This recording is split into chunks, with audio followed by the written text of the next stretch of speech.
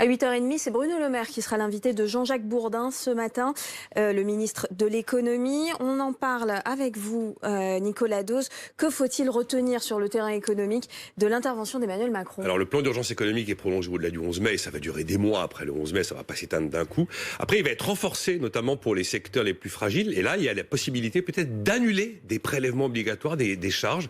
On verra si Bruno Le Maire nous en dit plus aujourd'hui. Après, si vous êtes hôtelier, restaurateur, si vous êtes dans un cinéma, une salle de spectacle, un musée, c'est quand même un peu la cata parce qu'il n'y a aucune date de fin de confinement. Le secteur se sent totalement menacé. Scénario du pire, d'ailleurs, dit le patronat de l'hôtellerie.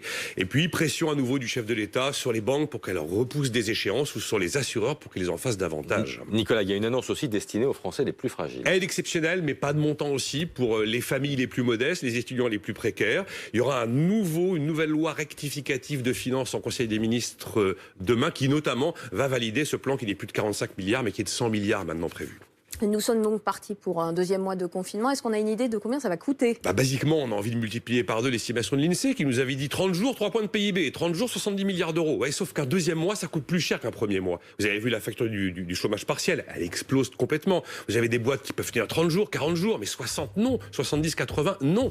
Et on voit bien qu'on va avoir des faillites malgré les prêts garantis par l'État et on va avoir des vrais chômeurs malgré le chômage partiel. Donc chaque mois supplémentaire coûte plus cher que le précédent.